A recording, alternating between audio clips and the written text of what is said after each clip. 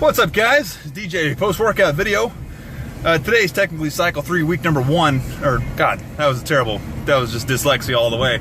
Cycle 1, week 3, which just consisted of pause squats at down into the hold, then come back up and pause at the sticking point, then shoot back up for 4 reps, 3 sets of 4, increasing the amount of weight every time you go.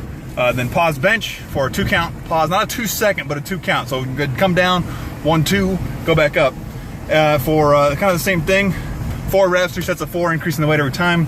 And then some incline bench, which I actually haven't done incline bench in about 2 months.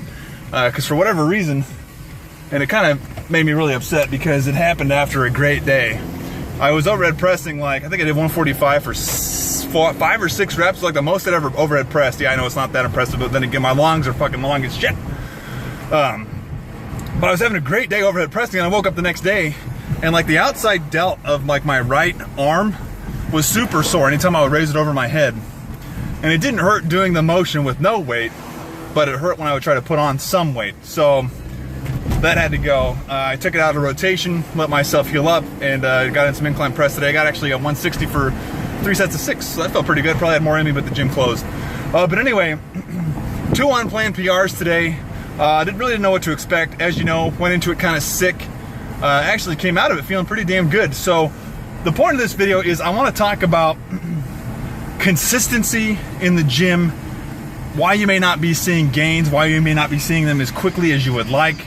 And it all comes down to the key word of consistency, which brings me up to the main point of today's topic, which is going to be why I am planning on just scrapping this first cycle and resetting with a new one after this week is over. So stay tuned for that. I'm gonna hit the shower. I'm about to get real nice and dressed up. Boom!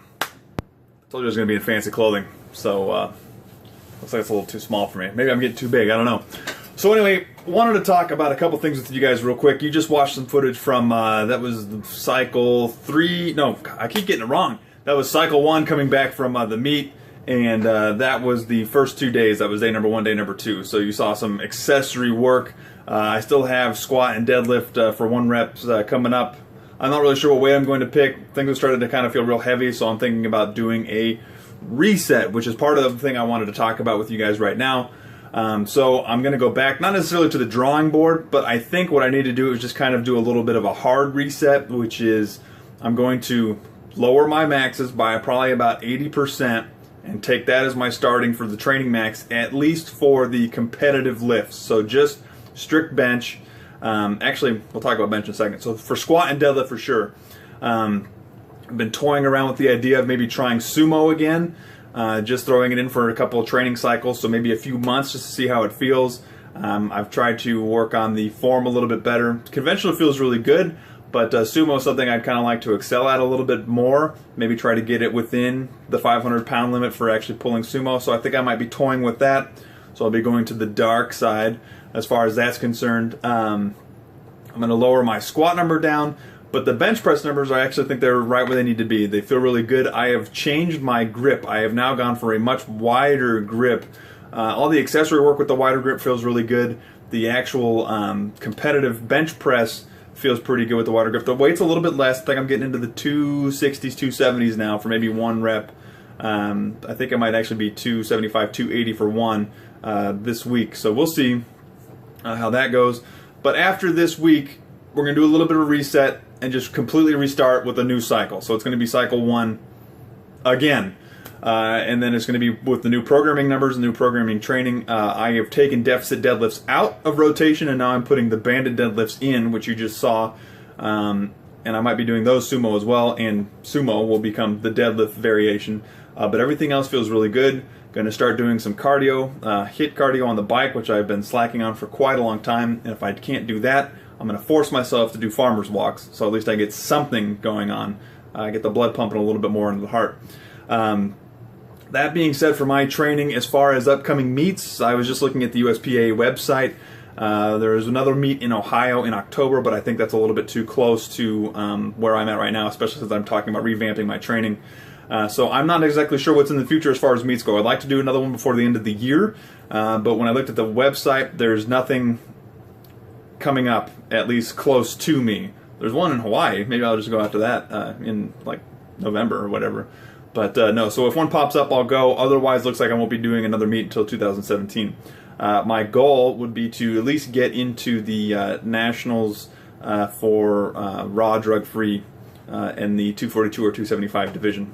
That would require getting a Class 2 rating. At my body weight, I think for 242, the Class 2 rating needed to have a total of 1236 or something like that. So one of my final goals would be to get at least a 1250 on my next meet.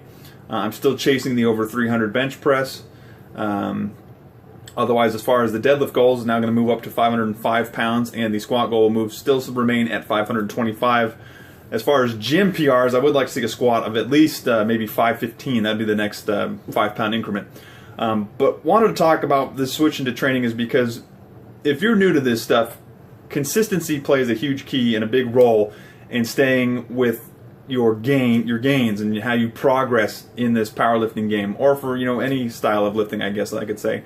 I've had some partners before back in training where they would come in and they would think that they could max out all the time and that they were always going to hit new PRs, and that might work if you're a beginner, if you're hitting those newbie gains, if everything just suddenly your CNS is like feed me more, you can just keep taking it and taking it and taking it.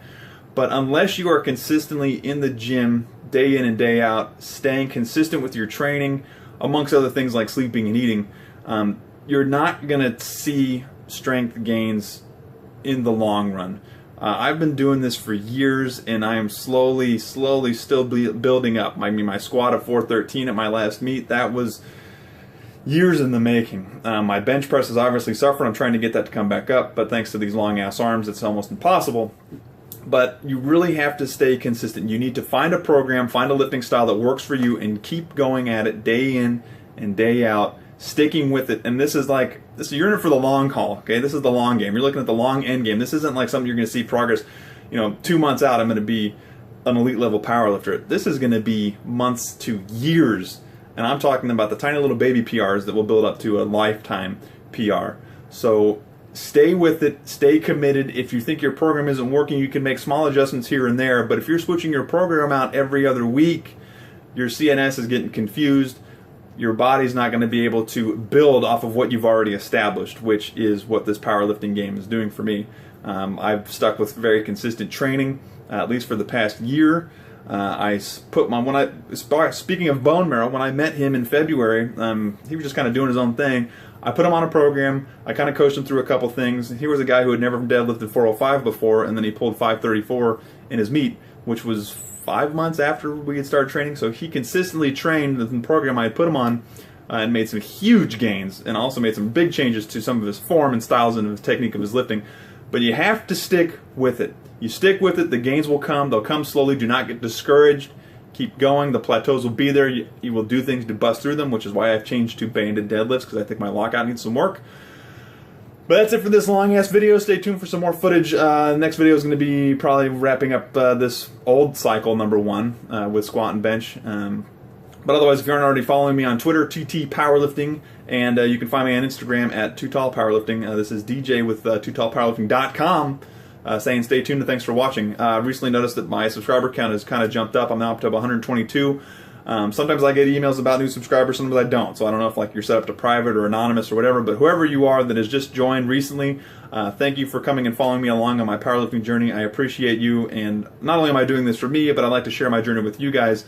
And if you have any questions, you just want to hit me up, any form of social media, I'll get back to you as fast as I can.